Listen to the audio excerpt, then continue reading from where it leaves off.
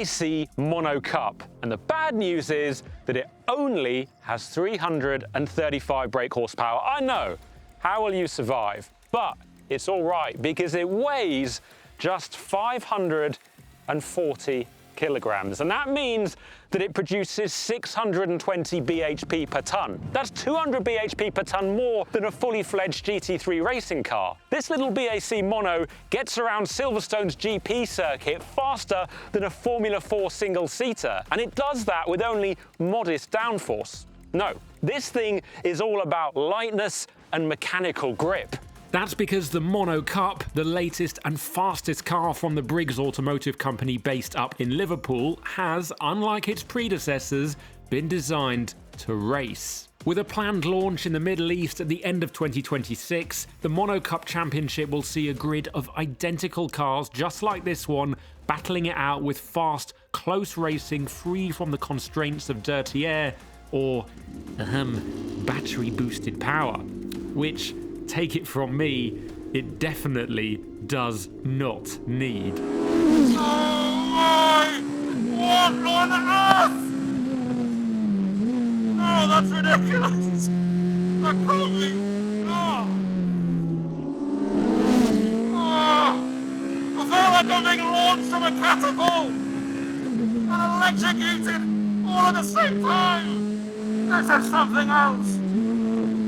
Oh, it's really something else. You see the lap times that it'll do. Around circuits like Silverstone GP. And you wonder how can it be quicker than a dedicated racing single-seater? And then you get in it, and it all makes sense very, very quickly.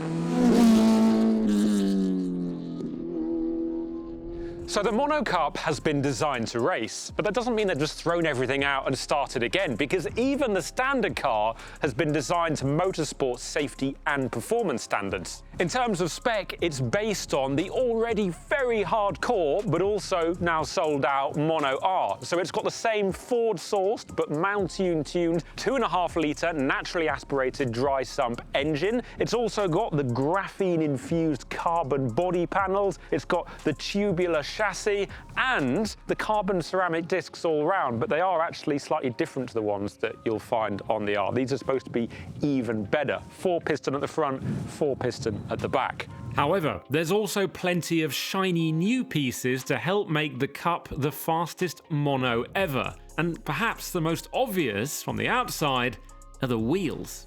The design is inspired by Group C racers. They're also centre-locked for faster changes, but also because it looks cool, and the entire wheel is made out of carbon fibre. So at the front, they're 3.9 kilograms each, and at the rear, they're 4.1 kilograms. And that's a massive saving of unsprung mass, which has all sorts of advantages, not least steering feel. And actually, we've seen carbon wheels on road cars before, such as the Renault Megane Trophy R a few years back. But this is the first time, I think, that they've been ratified for motorsport, which is pretty cool. There's also the side air intake. Now, this has been changed from the Mono R, so it looks a little bit more in keeping with the rest of the car, and you can't deny that it does, because on the Mono R, it looks crazy, but it does look like it's kind of just been stuck on, whereas with this is much more with the BAC design. Finally, the oil cooler on top. That's an additional oil cooler, which is just down here. Not going to use it on a day like today, but if the temperatures are really, really high, like they will be in the Middle East probably, that's going to be worth it. You can't see it from the outside, but BAC has also introduced an FIA-conforming bag fuel tank. And that, along with a few other weight-saving bits and pieces around the car, helps save 26 kilos over the already very light model year 26 BAC Mono. And yeah, it doesn't sound like much, but when the total weight is 540 kilos, that starts to add up. I mean, it's lighter than an F1 car, for goodness sake. As for the suspension, there's new geometry, stiffer springs all round, and 4-way adjustable Öhlins dampers, high and low speed bump and rebound, rather than just 2-way adjustable like in the R. Bespoke Pirelli slick tyres also mean a modified scrub radius has been introduced to cater for the increased forces. Also, let you into a little secret. I know I said that this is a racing car, and it is, but if you tell BAC that you want to use it on the road, they can fit, for no additional cost, the road conversion pack, which means that, well, You can drive it to the shops, you can drive it to the drive-thru, on the motorway, in town, everywhere. You can drive your Formula 4 beating single-seater legally on the public road. That's incredible. The more you poke around the Mono Cup, the more you realise it's not just a skeleton on wheels. The panels and components, over 100 of which are 3D printed, make for a head-turning design from all angles. Even in a paddock full of racing cars, you get the impression it would still stand out. From behind the wheel, this is honestly unlike any other car I have reviewed, because even by racing car standards, I'm sitting in the middle. My shoulders are lower than the tops of the front wheels, and I haven't even got a proper windscreen. I've just got this little lip, which I'm sure will make a difference in terms of getting the wind off my helmet, but right now, it doesn't really look like it will. Although, I have got some zip pockets down here, unlike in a racing car, so I can put my keys and my phone in there, which is excellent, and there's even a little frunk up there where you can leave your helmet if you need to go for lunch and leave the car on its own. One other thing, which I forgot to mention, is that there's actually quite a lot of space in this footwell, especially for a single-seater, and you can adjust where the pedals are on the steering wheel, but it needs someone with a spanner. It's not the work of a moment. So, that's the build-up. All I need now is my helmet and my gloves, not sure where they are, and an empty racetrack, but thankfully we have got that. It's the Circuito do Sol on the Portuguese-Spanish border, and today it is living up to its name, and it's extremely bright and sunny, so it will be dry for this car, which I think I'll need. Honestly, this is a spectacular but also incredibly challenging circuit with inspiration taken from world-famous corners such as the Corkscrew at Laguna Seca, Spa's Eau Rouge, and the Le Mans Porsche curves. It's one of the newest circuits in Europe, and alongside the club's Circuito do Sol Motorsport membership club, has been specifically designed to offer an accessible private motorsport facility for enthusiasts to enjoy all year round. And if you want to know more about it, check out the link in the description box below. The first thing that's very noticeable, and you might be able to see it through the camera, but it's the vibrations. I'm sure I'll get used to it, but for the moment, I feel like Fernando Alonso in his Aston Martin F1 car. I tell you what, it is such a nice feeling sitting in the middle. You feel absolutely involved in everything that's going on. Not like you're slightly offset. You're just right in the action. And this is the perfect driving position. I don't feel quite as low as I would in a more traditional single-seater, but I'm still sitting what feels like underneath the wheels. Unassisted steering, so it's very heavy. It's absolutely bristling with feel. Obviously having less unsprung mass in those carbon wheels helps with that. And also just having a lighter car makes a big difference as well. I'm sure you can tell that this is a really physical experience. I feel like I'm getting a workout. I should have put my Apple Watch on. I'm missing out on the calories. But this is way more exciting than going for a run. To help you build up speed, the Mono has 4 different drive modes, namely Road, Sport, Track, and ESC off. There's no variable exhausts or adaptive suspension tuning on the fly, but the various settings do change throttle maps and ABS, TC, and ESC presets. In something this outwardly fast and uncompromising, it might feel a touch out of place, but the changes between modes help you build everything up with much more margin for error than you'd get in, for example, a Formula 4 car. Oh, I've got to say the engine is just something else. Almost what it is. Completely unrecognisable from the standard unit and where it started out in life. So loud, so visceral, so immediate and raw.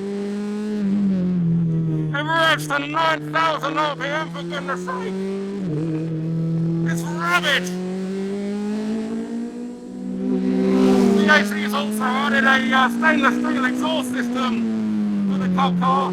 Saves 5 kilograms, which is lovely, but I think the bigger takeaway is the noise. Sounds like a battlefield. It takes me a few laps to reacquaint myself with the type of speed that you typically get with lower powered but very light track cars. It's a sudden jaw-dropping turn of pace at high revs, yet unlike the mega powerful hybrid supercars, it does begin to trail off as the speeds climb higher. Although, by that point, the screaming engine and sound of the wind racing past your head is enough of a sensory overload all on its own. Everything is just razor sharp. The throttle pedal, you have to commit to it, otherwise you get a hopping with your foot. It starts to move around on it. The steering so responsive.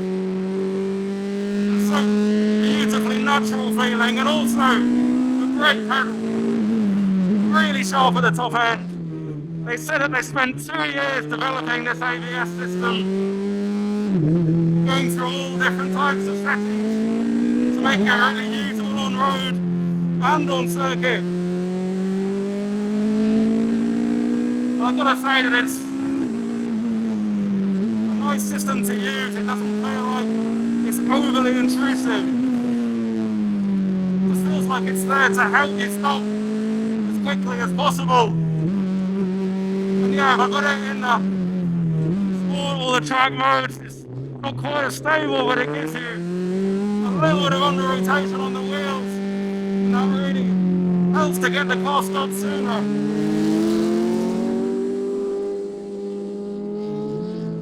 They say that about single seaters, that it's the braking that gets you, but it's no different in this. Mind you, I'm not exactly unconvinced with the speed. This is still deeply impressive in a straight line. Wow. Should you want to take a break, jump out and review your driving to try and spot where you're leaving time on the table, the Mono Cup has another trick up its sleeve. A built-in V-Box data logger with mounted camera gives you all the information you need laid over your onboard. Plus, the aerials on the front mean live streaming of races from each car will be possible. In a move that couldn't be more 2026, your social media editor can be clipping up your late-breaking overtake and posting it on TikTok before you've even jumped out of the car. Also, one other thing about the Mono Cup, which I've alluded to several times, you'll have a hard time spotting any huge wings, spoilers, or splitters on the car. In fact, it makes just 126 kilograms of downforce at 150 miles an hour, which means that on a lap of the Silverstone GP circuit, it's sliding through maggots and beckets while fully lit. Could it go faster with more downforce? Yeah, probably, but the idea was to keep the racing as close and as hard as possible. I'm not gonna lie, I was intimidated when I first got in this.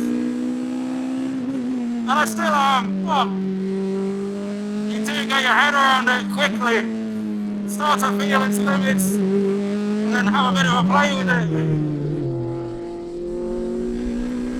I can't wait to see what it's gonna be like when these cars start racing each other in a one-make series.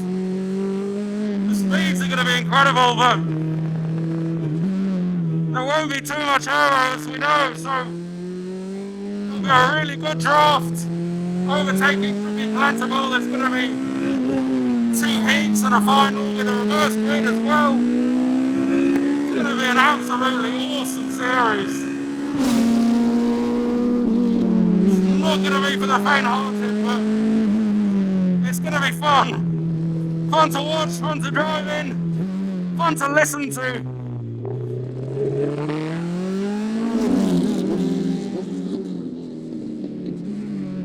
Oh gosh.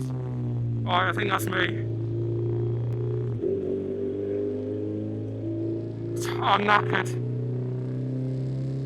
I'm gonna need to pull over and take a moment to gather my thoughts. I was pretty spent after my test in the Mono Cup. But it's worth noting that the car, despite its single-seater baiting speed, was absolutely fine. It really was a case of just bolting on a set of scrubbed slicks, turning it on with a button on the wheel, and driving it as hard and as much as I liked. This sort of performance usually comes with an element of fragility, but the Mono Cup didn't really display any of that. Now I've had a few moments to recalibrate my brain after driving the Mono Cup. I can kind of look back on it and think that when I initially started driving it, I responded to the physicality with physicality, because honestly, at low speeds, it feels like a dedicated single-seater like you'd see on formula packages all over the world. But actually, when you take a step back and start to treat it in a more delicate manner, it responds in a more delicate and intuitive manner. It's not too hard-edged. You can understand it and play with the balance of it and actually get your head around it. And that's the point. There's no huge aero because there's no invisible forces keeping you on the track. It's all about you and the car with a little bit of help from ABS, TC and ESC, which I think is actually really well integrated. Honestly, it costs a lot of money, of course it does, but if I had that sort of money and I had a track like this place to come to, then I'd leave behind the supercar, or maybe I'd drive the supercar here. But I'd make sure that there was a truck following me that had that thing on it. I'd probably rather put it on a truck than drive it on the road if I'm being really honest, because yeah, I think it's a bit compromised in that respect, but out here, honestly, it's amazing. It's one of the best circuit cars I have ever driven doing this job.